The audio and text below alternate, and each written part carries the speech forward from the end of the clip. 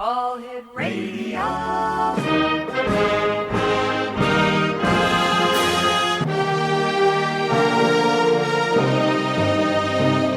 Welcome to the X Zone, a place where fact is fiction and fiction is reality. Now, here's your host, Rob McConnell.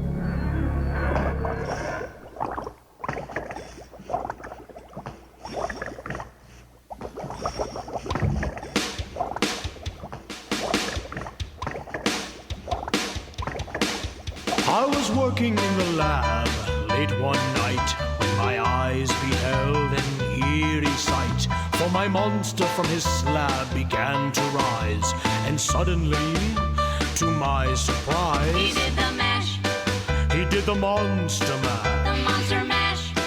It was a graveyard smash. He did the mash, It caught on in a flash. he did the mash. He did the monster mash. From my love Notari in the castle east to the master bedroom where the vampires feast.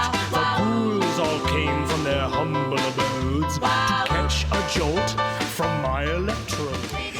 And welcome to Halloween month here in the X Zone. I am Rob McConnell, and for the next, let me see how many hours, next 4 hours, I'm going to be your host and your guide as together we can cross this time-space continuum to this place that I call the X Zone. It's a place where people dare to believe and dare to be heard. It's a place where fact is fiction, and fiction, well, as you well know, is stranger than reality. And the X Zone comes to you Monday through Friday from 10 p.m. Eastern until 2 a.m. Eastern, right here on the X Zone Broadcast Network, Talkstar Radio Network, Mutual Broadcast Network, and other fine broadcast affiliates right around the world. If you'd like to send me an email, xzone at xzoneradiotv.com, on all social media sites, Xzone Radio TV. And to find out about the programming we have available for you, 724, 365 on the X Zone Broadcast Network, visit www.xzbn.net. All right, I, for one, have no idea how Halloween is going to be done this year. You know, we've got surges in COVID numbers here in the province of Ontario. Quebec is higher than we are. What they're saying now, and this is just according to Premier Ford and Prime Minister Trudeau, who both had press conferences today, they want you to stay within your own social bubble. That means Laura and I, all right, guys, Laura and I, here we are. We've been stuck together for, well, since the beginning of COVID. Well, we can't go out anymore. We can't go to a restaurant. We can't have anybody in. Because of the surging numbers, we have to stay within our own little bubble, which is her and I and our 3 little fur babies. You've heard about cabin fever? Let me tell you, if you ever thought it was a myth, it is real. Anyway, Halloween is coming up. We're going to be celebrating Halloween virtually and digitally here in the X Zone for the entire month. And we're bringing you some of the leading people in the world of the paranormal and parapsychology. And to start us off tonight on our month-long journey into ghost hauntings, things that go bump in the night, witches, and mother-in-laws, is my friend, Dr. Jim Houran. And he's a 20-year veteran in psychology and a published expert on parapsychology. And Jim, always great talking to you. Welcome back and happy Halloween. Happy Halloween, although I must say, I live this stuff every day. So it's nice to actually have people now interested. But me and my group of research buddies, we're looking into ghosts every day of the year.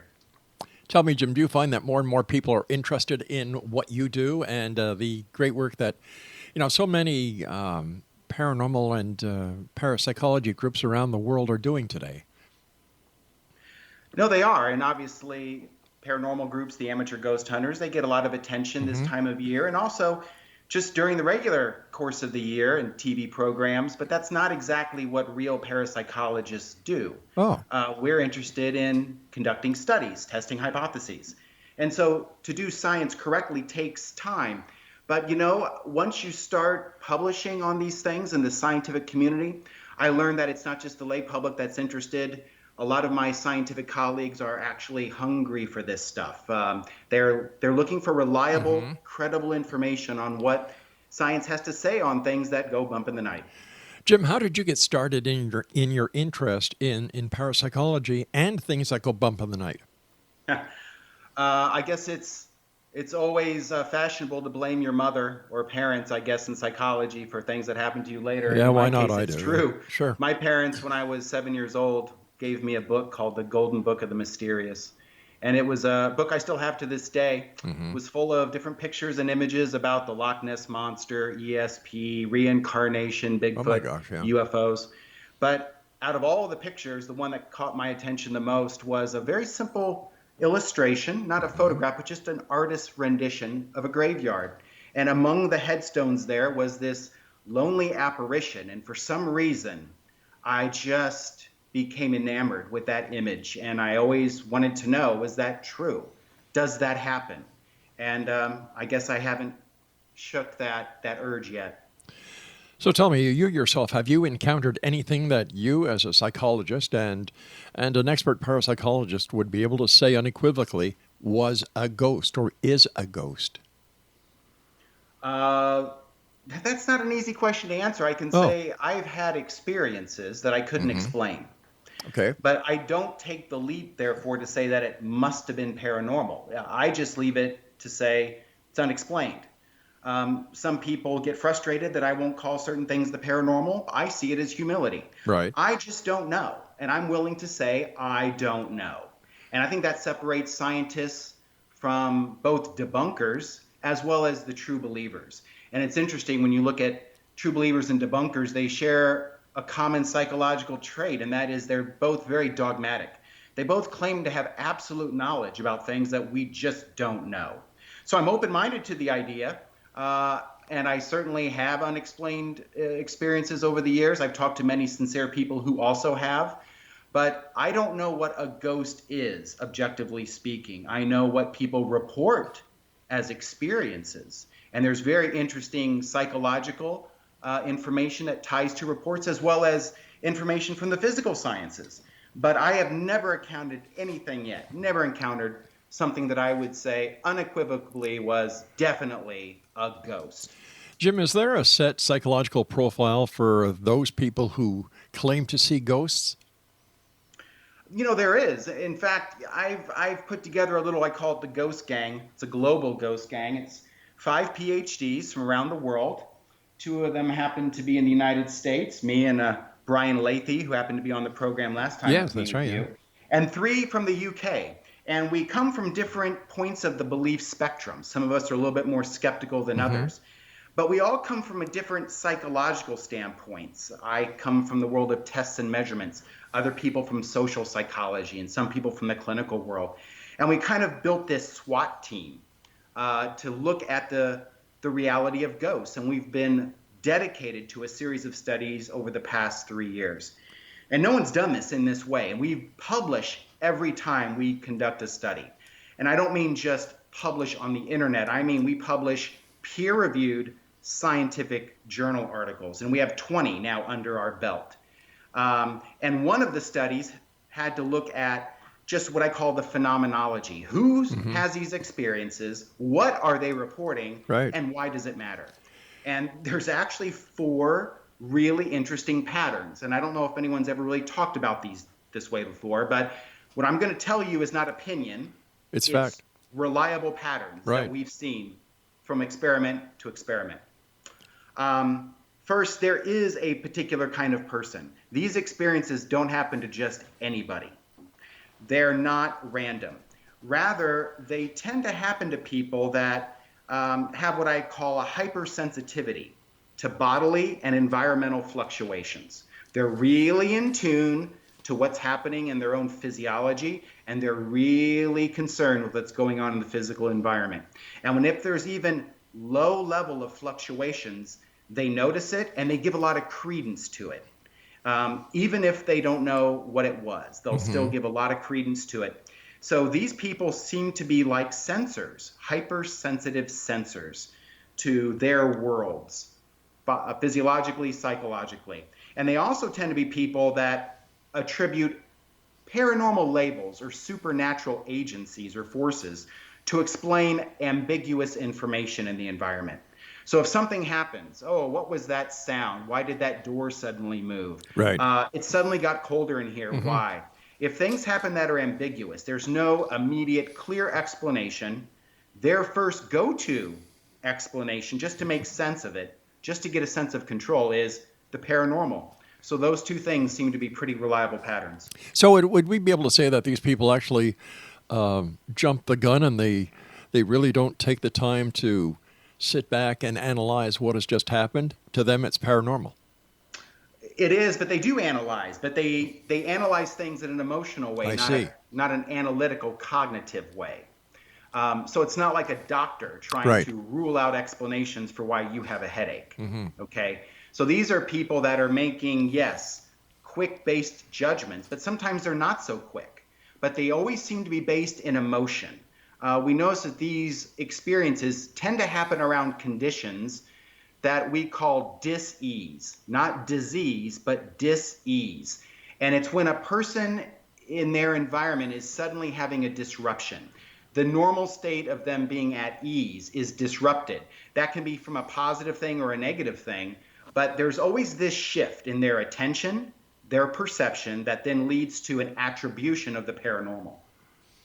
What about these TV shows where they have the different ghost hunters that go out with a shaky night shot vision, and the atmosphere of the television program itself, in my opinion, is causing any resemblance of what a person might perceive to be a paranormal event. Is this mind over matter? Yes, but not in the way that a parapsychologist might mean it. We're not talking like an Uri Geller effect here. Yeah, but right. Mind over matter in the sense that psychology can then cause things to happen physiologically. Right. Yes, absolutely. In fact, it's not even an opinion. It's more like a physics demonstration. But you get together a group of people that have a couple of characteristics. They already believe in the paranormal, okay? Yep. And these are people that also expect to have a paranormal experience. So in other words, they already have a worldview to help them contextualize information that they might encounter. And they also are primed. They're already ready for an immersive experience. You put people like that into an environment that has ambiguous stimuli, a graveyard at night, right, a creaky old house, or just even paranormal tourism, taking people in locations that they're not familiar with. Right. And they will have experiences that they can't explain, but they'll attribute to a ghost. We've got about 2 minutes left, Jim, before I have to go for my first break. Years ago, I was a guest of the ghost tours of, Fort George. And Kyle Upton, a great guy, a great actor, great historian, was the tour leader. And he was telling people that this is here, that is there. And, oh, listen, you can hear the violin playing. Oh, and people have seen soldiers over there. And, and people were seeing things and hearing things that I wasn't. And then after the tour, I said to Kyle, how can you say that when the fort that is here now wasn't here during the War of 1812? It was 500 feet away. And he said, oh, so you did your homework. Yeah. You spoiled the theater of it all there, Rob. But isn't fact stranger than fiction? Sometimes it is. All right, Jim, please stand by. You and I have to take our first break. By the way, Jim, what's the best website for our listeners to find out more about you and the great work you do? Well, I myself don't have a direct website, but I do a lot of work with the ISRAE group. It's an Institute for Religious and Anomalous Experiences, and it's ISRAEnet.org. ISRAY? ISRAE. Oh, .net. ISRAEnet.org. ISRAEnet.org. All right, Jim, we're going to get that out to the masses for you, because I think what you do and your other associates do is something great and needs to get more attention. And hopefully we'll be able to do that for you, my friend. Please stand by. And Exo Nation, Jim Houran is our special guest this hour. And if you'd like to find out more about Jim and the work that he does, once again, it's www.israenet.org. Jim and I will be back on the other side of this break as we continue here in the X-Zone from our Broadcast Center studios in Niagara, Ontario, Canada. Oh, by the way, in case you haven't guessed it, this is Halloween month. Don't go away.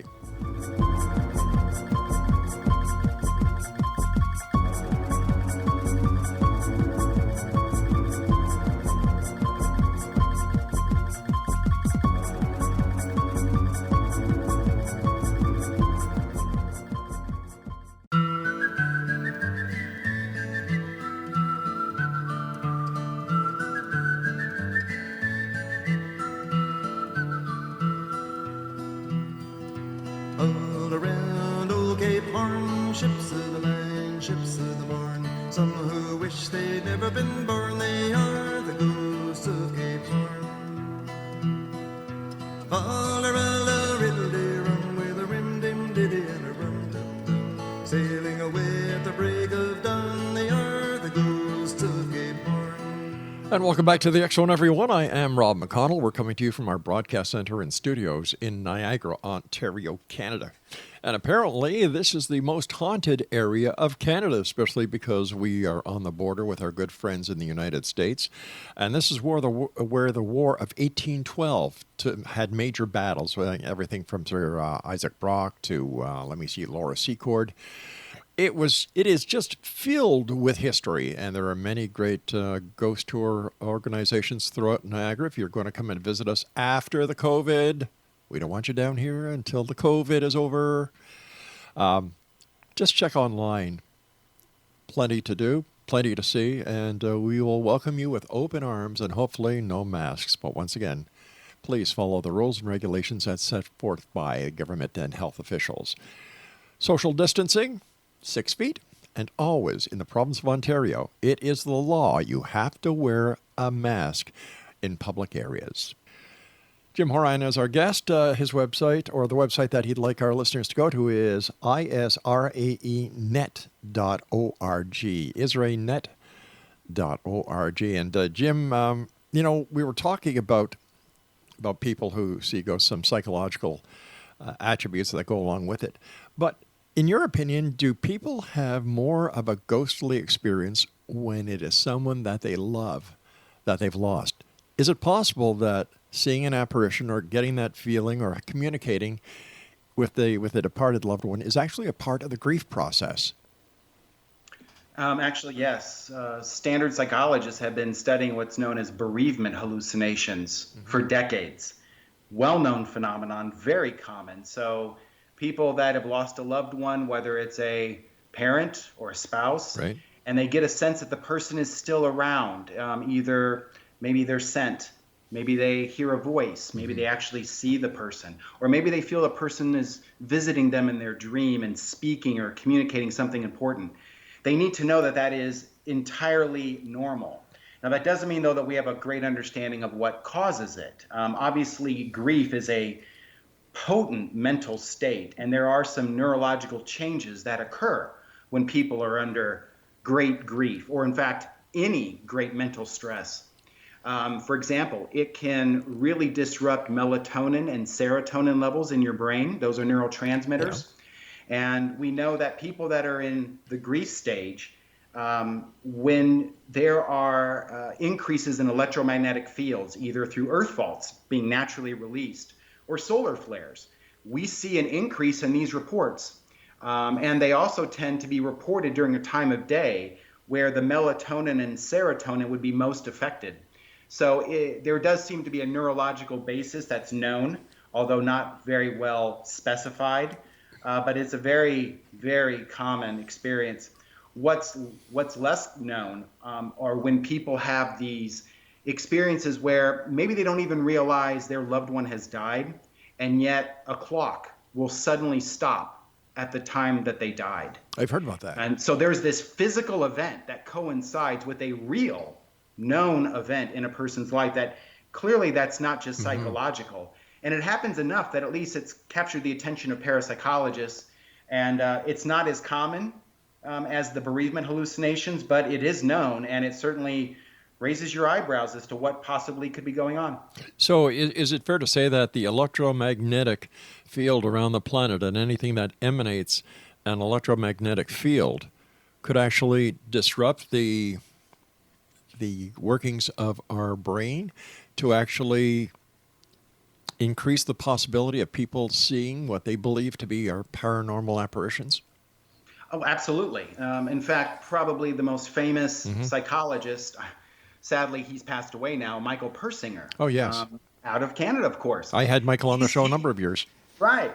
You know, he demonstrated using a number of research methods, both experimentally as well as looking at historical case reports.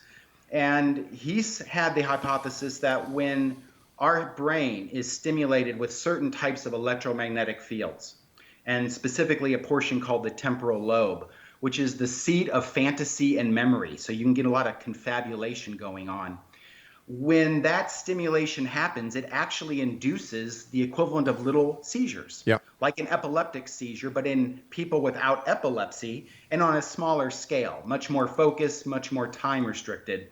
And so people are having a micro seizure and, of course, all sorts of visions and other types of anomalous experiences can happen. You might feel like you're floating in the air, that you have great feelings around death and anxiety for some reason. So we do know that the human brain is hardwired to have certain types of anomalous experiences. Yeah, talking about Michael Persinger, I had the pleasure of working with Michael on a BBC special called Contact going back to 1998. And, he was very well respected throughout the Canadian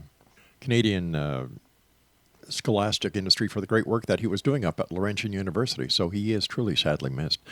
Did you see his football helmet that he would put on different students? Yeah, it was called the God helmet right. to those people in the field. And I'll say this about Michael. He was tremendously prolific. He wrote in all sorts of journals. Everyone knew his hypothesis. But I will say that his work was controversial. Not everyone could replicate his experiments.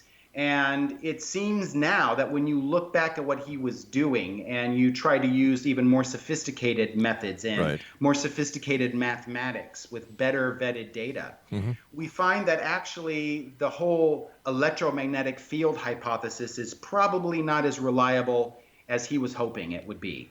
It's now commonplace on TV when you see the amateur ghost hunters, they walk around with these magnetometers. Yeah. And whenever there's a disruption in an electromagnetic field, they'll claim that that is physical evidence of a ghost, that the ghost is made of that radiation. And unfortunately, the amateur ghost hunters don't realize the hypothesis worked the other way, that the energy from the electromagnetic fields is what induced an experience of a ghost, not the other way around. But we know now that actually the EMF hypothesis is probably not a great general explanation for ghosts. What is then, Mike? What is then, Jim? I've been on ghost walks throughout Canada and the United States, and you're right. They all have their EMF meters. They all have their night vision, and they now there's the ghost box and other trinkets that are out there. There's tons of trinkets, and it's easy for people to assume that the amateur ghost hunters they see on TV sort of invented this aspect, and they didn't. I mean, parapsychology started with also psychical research, and scientists of the day, when you're talking about the turn of the century from the 1800s to the 1900s, they were very interested in questions about life after death and the limits of the human mind, and they were quite adept at applying the latest technologies to these kinds of questions. And so the ghost hunter that we know today with all those fancy gadgets is over 100 years old. So they didn't invent anything. And they're the gadgets. We actually just published one of our studies that was published in a very well-known online journal, open access. So any of your listeners can go and read this article for themselves. And in fact, it's written in such a way to be understood by lay audiences, people that don't have the technical background, like my global ghost gang would have. We looked at the last 20 years of research on environmental psychology. Persinger's hypothesis about electromagnetic fields or infrasound, lighting levels. We looked at all these different physical factors in the environment that various people, from parapsychologists to skeptics, have proposed as explanations for why people think they have a haunted house. And what we found after 20 years is that there really is no great research in this area. There are little sprinkles of studies here and there, but they almost never relate to one another. No one actually tries to build on previous work. But the work that we do have, the research suggests that environmental factors that physicists would know about, environmentalists would know about, are also a poor explanation for ghosts and haunted houses. So that only deepens the mystery. And some of your listeners might say, great, so that just means it must be the paranormal, because if it's not EMFs or anything else that physical scientists know about, well, that only leaves the paranormal. Not at all. Right. What we find to be the best general explanation, of course, there's certain cases where you might find a very unique thing happening, but generally speaking, I would stake the claim that 90% of any case that you give me from a sincere witness has psychology at the base of the explanation. Known principles in how people's attention is directed, how perceptions are formed, and the labels or attributions people give to experiences they cannot immediately explain. I would venture that explains 90% of all cases, and the cases where we may not have a clear explanation are simply cases we don't have good enough data to draw a conclusion, but that does mean it's paranormal. A lot of the paranormal investigators that I've had the pleasure of talking to recently are talking about shadow beings, something that you catch at the corner of your eye. Can you explain that to us? Or what's your hypothesis on it?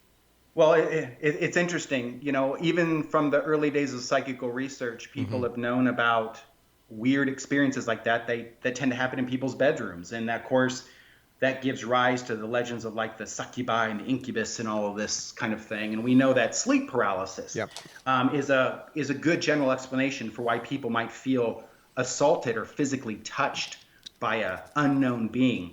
But the shadow creatures, the shadow people, you know, there's a phenomenon with our vision where a lot of ghosts are seen out of the corner of your eye, and it's very fleeting. And there's an optical effect where the human eye is actually inducing these little, you want to call them optical illusions. Right. And some people might see what they think is a car or a bike go by, and other people see a person. I guess it depends on your context that you're in. Right. But more or less, generally speaking, it's a known optical phenomenon. Sorry, no spirits required. Is that also because the eye is, you know, it's not flat, it's kind of a raised bubble in your head? Well, it is. I mean, the human eye is a remarkable machine, but it has flaws. I mean, we all know about our blind spot. Yep. And yet the blind spot, most people don't realize, we don't usually perceive the blind spot because our brains fill in the part of the picture that's missing based on the environment around. So our brains are always giving us, whether it's through our eyes or our ears or other senses, are always feeding us information to try to help us get by in our daily life. If the human brain had a job description, it would say to make things more certain. And sometimes our brains play little tricks on us, not to try to cause us any harm, but just the opposite, to try to help us function in a way that allows us to go on and do what we need to do without getting overwhelmed with a bunch of stimuli that we don't need for just our normal course of actions. Jim, I've got about 40 seconds before I have to go to the break. When we come back, I'd like to talk to you about the, first of all, are we getting any closer to getting any answers, number one? And number two, is there a connection between the increase of paranormal activity being reported by people to the number of cell towers and now the new 5G that is out there? Dr. Jim Houran is our guest this hour, Exonation. IsraeNet.org. That's ISRAENET.org. And we'll be back on the other side of this commercial break as we continue here in the X Zone from our broadcast center and studios in Niagara, Ontario, Canada. Don't forget, this is Halloween month here in the X Zone. Ghosts, goblins, things that go bump in the night, and all this kind of scary stuff all month long. And don't forget, if you're in the province of Ontario or Quebec, it is mandatory that you wear your face mask in public, and you know what? Social distancing. It's proving to be right. We'll be back on the other side of this break. Don't go away.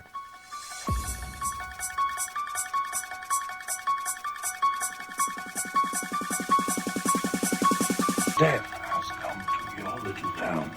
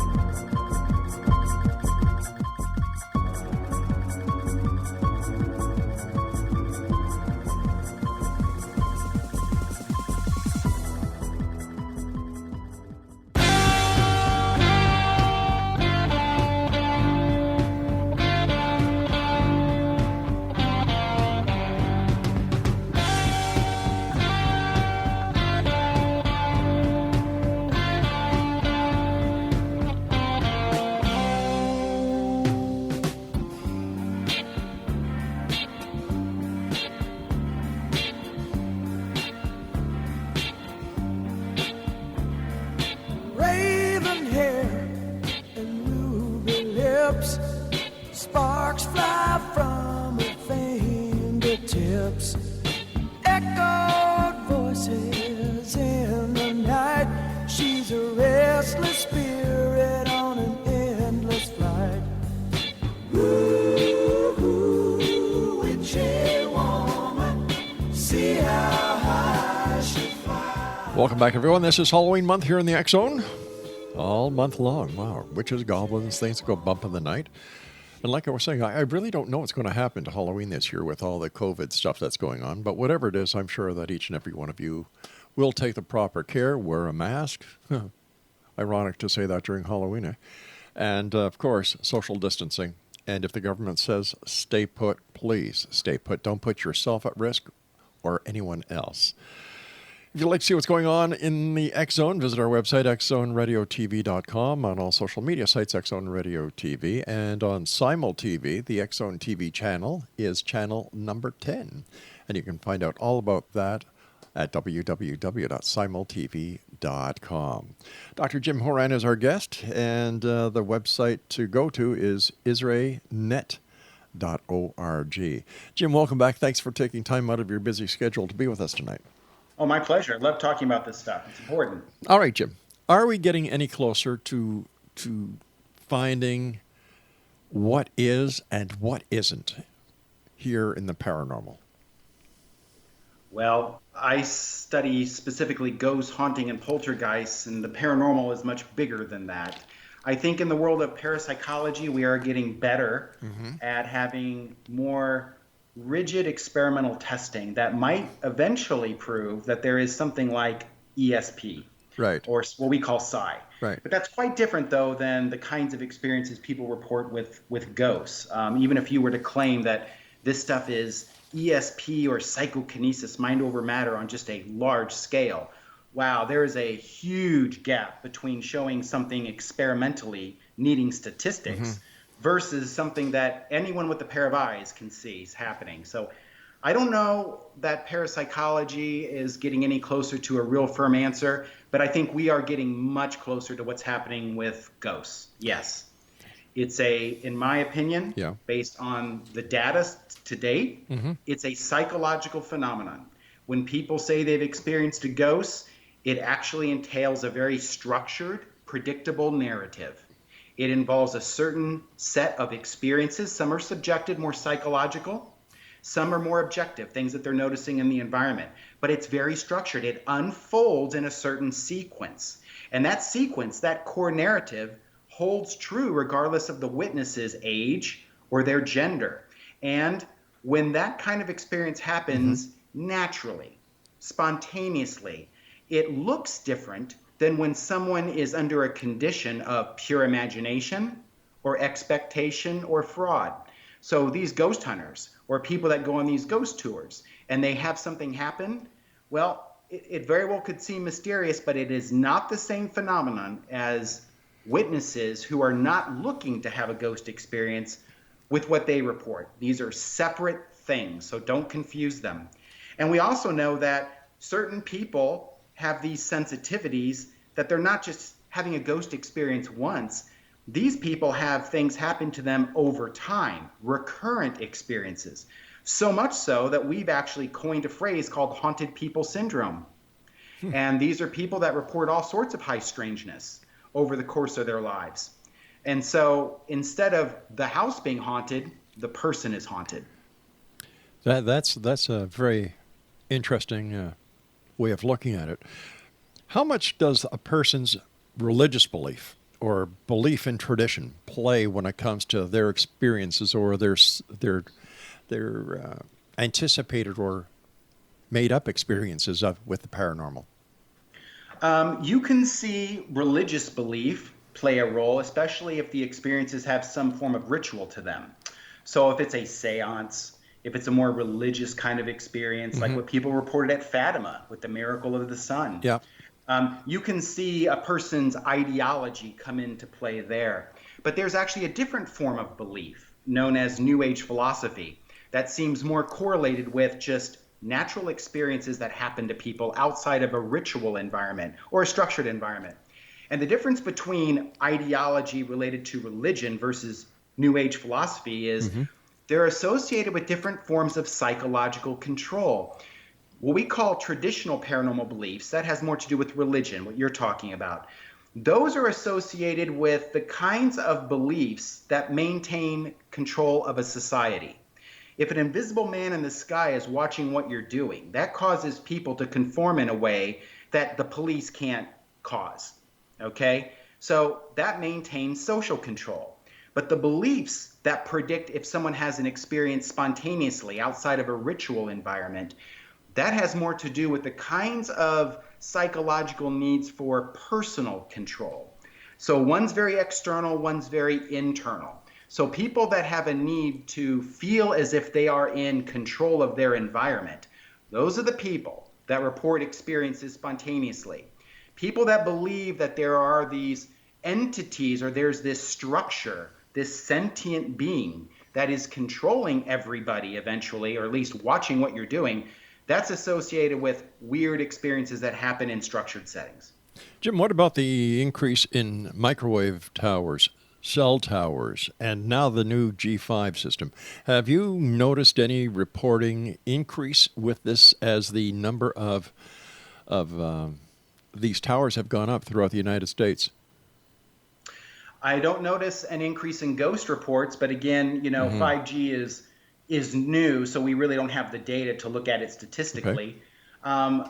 When I said earlier that the people that have ghost experiences, they have this hypersensitivity. Yep. They're almost superhuman abilities in a way. They're just more sensitive to what's happening emotionally to them, chemically, electrically. And I wouldn't be surprised if perhaps they have a sensitivity to certain cell towers if they are in a certain range.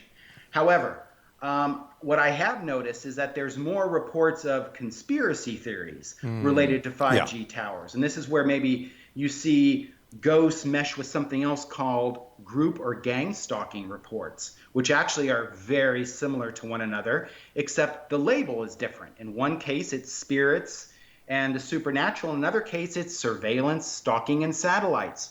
But I noticed that people are suspicious of technologies that they don't have a lot of information about. And so I see more reports about maybe people feeling like they're being watched or that they can be surveilled in a way with this new technology and that the government is doing things with them. I've got an old expression, if you have nothing to hide, you have nothing to fear. So there you go. There you go. How about the electronic voice phenomenon? What is your take on that? That's interesting because again, I shy away from things that are common on these amateur TV ghost shows. However, I did have my own EVP experience, and this was years ago, like 30 years ago, when EVP wasn't really a popular known thing. And this happened at a house that was not a tourist site. It did not have a widespread reputation for being haunted. I happened to gain access to do a study when I was in college at this house. And at that time, we were using cassette recorders. That shows you how long ago this was. And we were using micro cassette recorders in different parts of this house, as well as with some video cameras. And the owner of the house told me, don't mess with any of the stuffed animals in this one room because the ghost of a little girl is there and it upsets her. So, of course, the first thing I do is go up to that room to mess with the stuffed animals, right? Yeah. So I want to see some ghosts. I want to see some action, okay? So I thought, great, now I know how to make something happen. We're going to do it. So we had cameras pointed on the room. We had the cassette recorders going, and nothing happened. Nothing happened.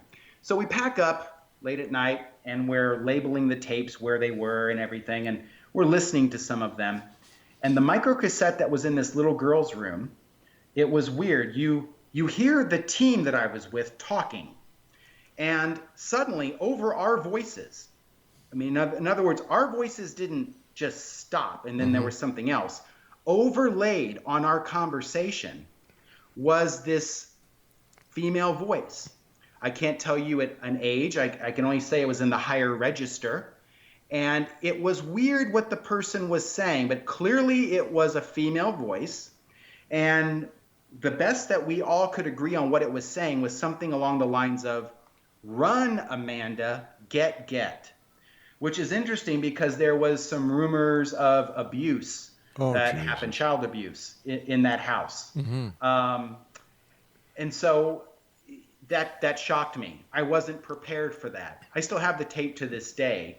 I always thought I would get it analyzed to see if someone could objectively tell me what that voice was saying. But here's the kicker. We also had another video camera in the hallway down from that room that was operating at the same time. And it was there to make sure no one was going to come up the stairwell. We try to control things as much as possible. And it dawned on us about a week later, hey, wait a minute. We had that video camera going at the same time. None of us heard a voice. The time we all were conversing in that room, none of us heard anything. And when we decided that, oh, wait a minute, we should check that other camera. And sure enough, that voice is on that camera too. And that camera was about 12 feet away. The voice isn't as loud, but it's there. So I have no explanation for that. I know I was there. I didn't hear any voice inside or outside the house. That was a loud voice. I have it on 2 tapes, but I don't know how to explain it. But that's different, though, I would say, than some of these other reports where people under uncontrolled conditions, or where they ask a question and they think they get an answer back, but you have to play the tape backwards, or you have to speed it up. There is no, from what I can tell, there is no clear standardized method for getting an EVP effect. People have different ways. And so that is my first signal that whatever's happening is not a standardized phenomenon. But I know some people that have captured what they say are voices under some very weird circumstances, and it clearly are voices. So I don't know what to make of it. Truly a mystery. It is, but then again, I have also seen one study that show that when people are in haunted houses, they sometimes talk to themselves without even realizing it. So maybe some of these EVPs are actually caused by the investigators, where they're talking in their heads, but actually they're saying it out loud and they don't even realize it. I don't know. It would certainly be the kind of thing where real researchers should conduct controlled experiments. But I would not take it as any evidence of the paranormal when you see these EVP effects on TV under conditions you have no idea, let alone captured by people that probably aren't trained to know how to use audio and visual equipment to a professional level. And a lot of these so-called investigators have no idea on how to conduct a proper investigation and then collect and classify the evidence that they allegedly find. No, in fact, they seem resistant to it. And there's good reason why, because if you're in a haunted house and you're bored stiff, that's a good sign you're doing the study correctly. But if you're in a haunted house and you're scaring yourself, or you're listening for this and you're running around there, you're doing it incorrectly. Science is boring. It takes time. And when you do controlled experiments, you're not running after every little sound or fleeting glimpse out of the corner of your eye. You're testing hypotheses. So it's a very cold, calculated clinical exercise that bores people. It's not the same as sitting around a campfire and telling ghost stories. So I can see why most people that are engaged with the paranormal, why they resist science, because it takes in a way the fun and enchantment out of it. All right, stand by, Jim. You and I have to take our final break. Explanation, Dr. Jim Houran is our special guest this hour. This is Halloween month, and if you'd like to find out more about Jim, or the website that he is asking us to point people to is israenet.org. That's ISRAENET.org. This is the X Zone. I am Rob McConnell. Don't go away. We'll be back on the other side of the short break.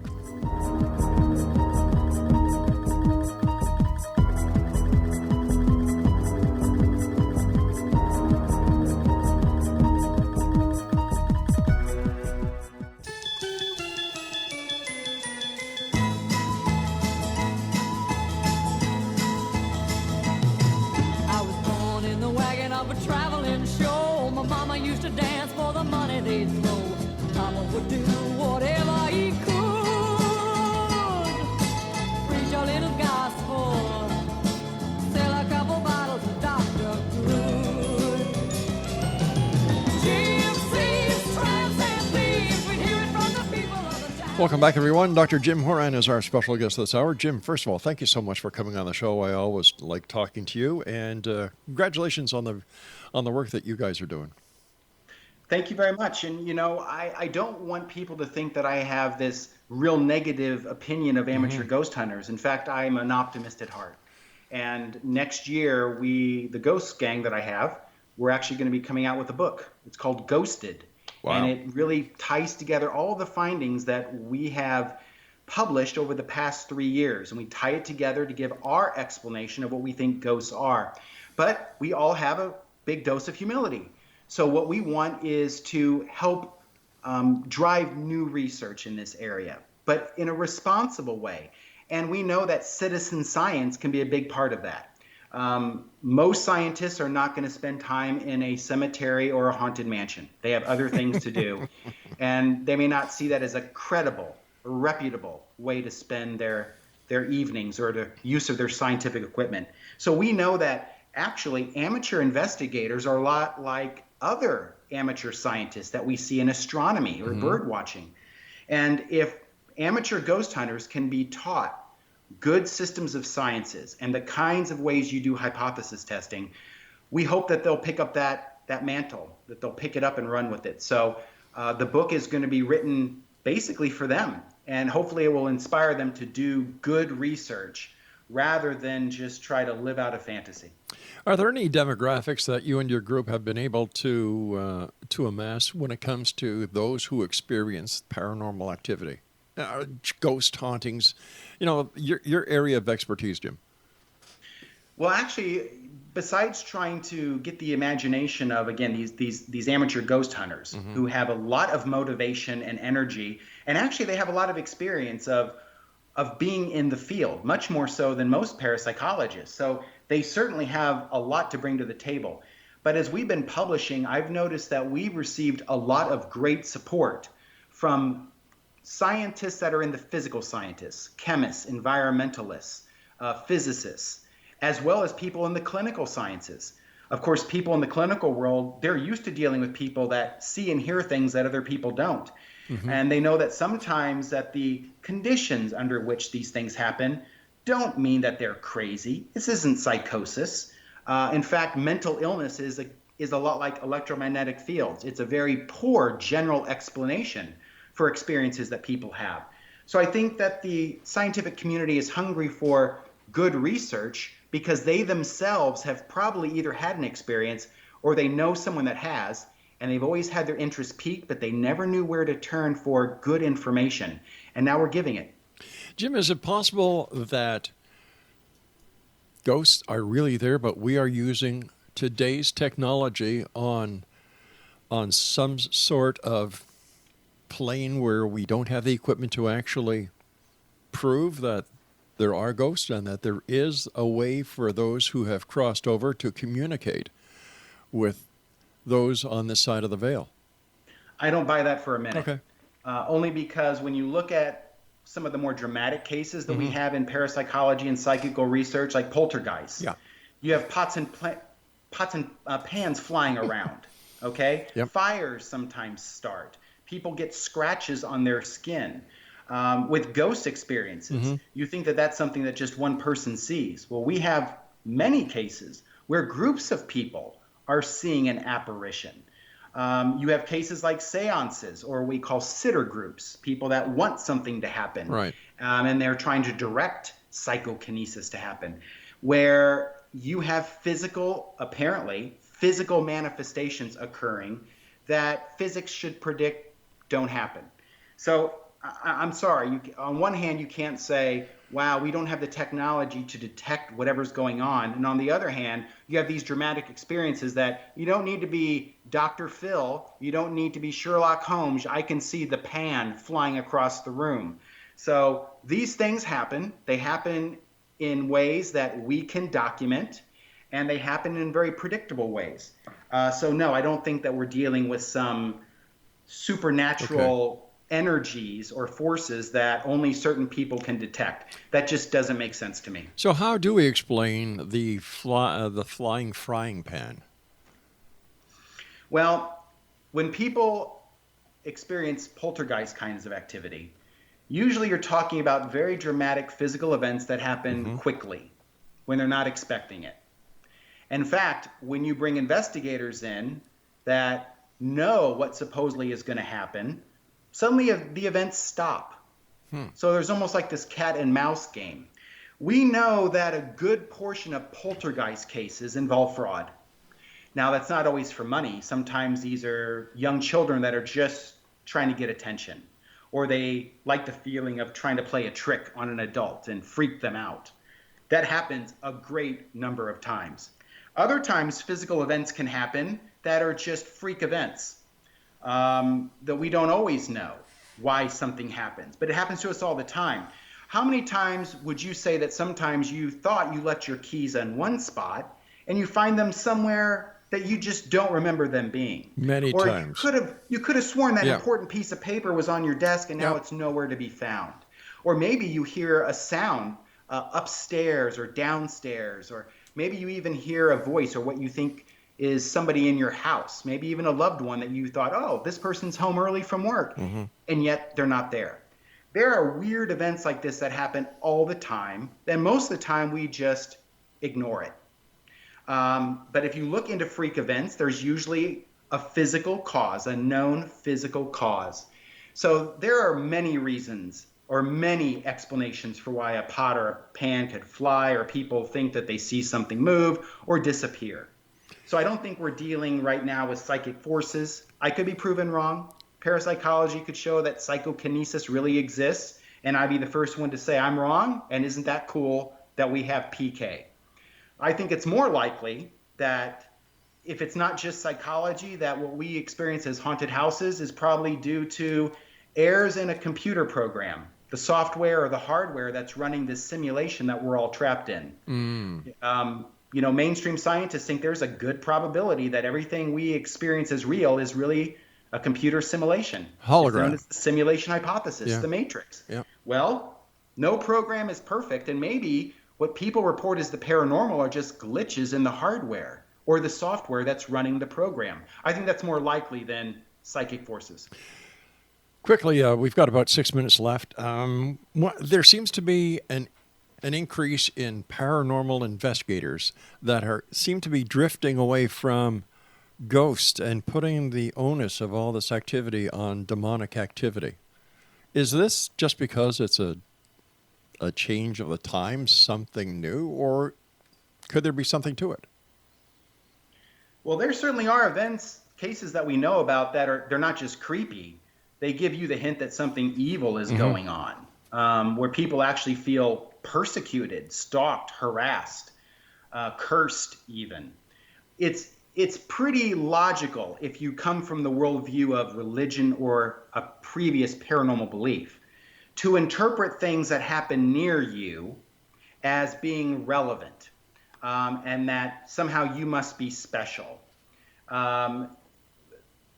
We know that themes of death, of religiosity, of mystical beings, that's also part of the whole temporal lobe. So if cases involve electromagnetic field activity, you're also going to get themes related to death and anxiety. And sometimes the entities people see reflect the entities they've learned about in their upbringing: devils, demons, elves, fairies. Right. Some people see aliens. So the type of apparition or the entity, the way that it's interpreted, seems to be pretty much a product of the context that you're in. But I'm not surprised that people are seeing more demons, because besides the ghost hunter shows, you had a few movies now devoted to Ed and Lorraine Warren, who were self-proclaimed demonologists. And they themselves portrayed this stuff as demonic activity. Well, they put that into the mainstream consciousness. Hollywood amplified it. So now people are getting back what they were fed. If this was 1985, instead of demons, people would be harping on the aliens. Yep.